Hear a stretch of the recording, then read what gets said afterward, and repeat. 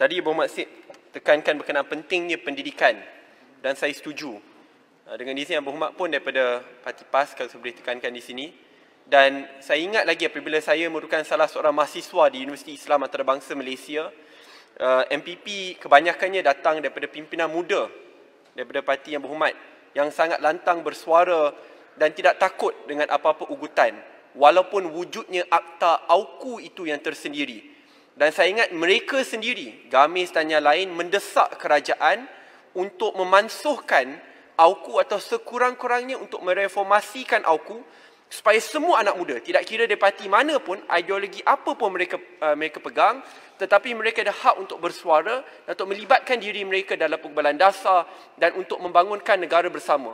Persoalan saya, adakah Yang Berhormat akan menyokong pendirian kerajaan pada hari ini di mana mereka tidak ingin lagi menyemak semula akta AUKU yang menyekat suara anak muda daripada semua parti? Saya berharap Yang Berhormat akan setuju bahawa pindaan dan reformasi AUKU itu perlu diteruskan, tidak kira siapa pun dalam kerajaan pada hari ini. Terima kasih Yang Berhormat.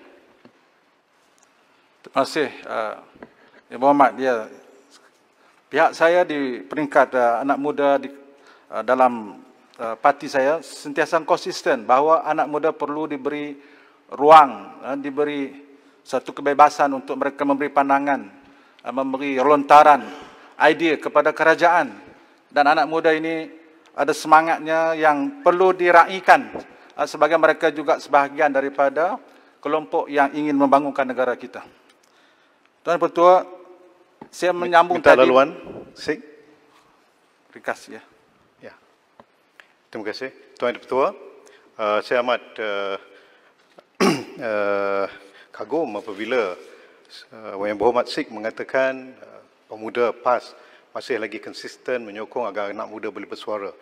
Persoalannya, apakah Yang Berhormat Sik setuju bahawa AUKU perlu dimansuhkan dan digantikan dengan undang-undang yang lebih komprehensif seperti mana yang telah diusahakan oleh kerajaan terdahulu, demi bukan hanya untuk memberikan ruang kepada anak muda bersuara, tetapi juga memberikan mereka lebih ruang di dalam pembuatan keputusan dan terlibat di dalam hal ehwal akademik dan juga bukan akademik, di dalam kampus dan di luar kampus, demi mematangkan mereka dan demi menjadikan universiti sebagai medan intelektual terbuka. Setuju ataupun tidak setuju? Terima kasih Tuan Ketua.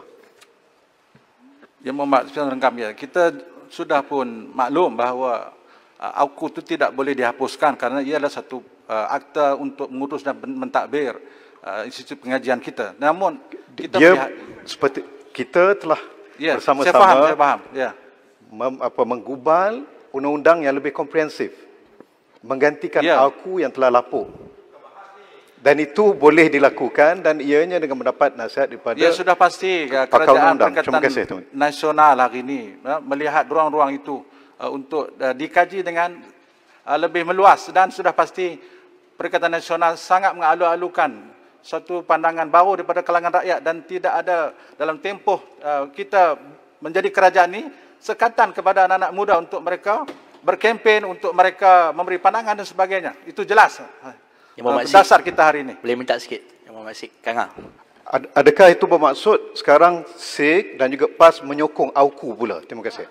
Masih Sik Kanga. Pasir Mas minta laluan. Pasir Mas, saya bagi Pasir Mas. Terima kasih Yang Berhormat Sik. Setujukah Yang Berhormat Sik bahawa ketika kerajaan yang diterajui Pakatan Harapan dulu membentangkan undang-undang untuk meminda AUKU ini, Dewan Rakyat ini mencatat sejarah meluluskan usul tersebut, pindaan tersebut sebulat suara, termasuklah PAS pada masa itu. Jadi tidak timbul isu bahawa AUKU akan diteruskan semula dan sebagainya, tetapi usaha-usaha ke arah memindabai AUKU itu sentiasa berjalan dari masa ke semasa dan tidak timbul soal PAS sokong ketidak AUKU kerana telah diluluskan pindaan terhadap AUKU sebulat suara dalam Dewan ini. Yang Berhormat Pasir Mas, kalau saya diberi sedikit je, 15 saat. Cukup, saya ingat cukup. Nanti saya tak ada masa banyak. Ya jelas ya tuan-tuan.